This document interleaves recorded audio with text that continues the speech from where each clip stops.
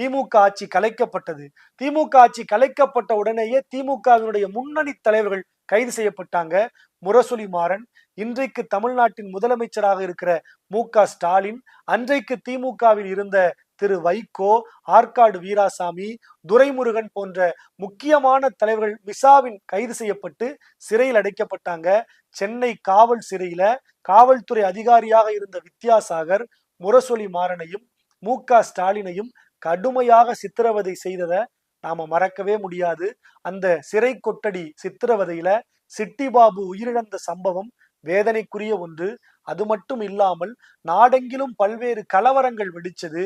ஒட்டுமொத்த நாளிதழ்கள், பத்திரிகை ஆசிரியர்கள் அத்தனை பேரும் சித்திரவதைக்கு உள்ளாக்கப்பட்டாங்க. விடுதலை, தீக்கதிர், முரசொலி போன்ற நாளிதழ்கள் தணிக்கைக்கு உள்ளாக்கப்பட்டுச்சு. என்ன செய்தி வரணுங்கிறத அவங்க முடிவு பண்ணாங்க. அதனால் பல நாட்கள் வெள்ளை பக்கங்களாகவும் கருப்பு பக்கங்களாகவும் நாளிதழ்கள் வெளியாகி தங்கள் எதிர்ப்பை தெரிவித்ததுங்கிறது வரலாற்று உண்மை.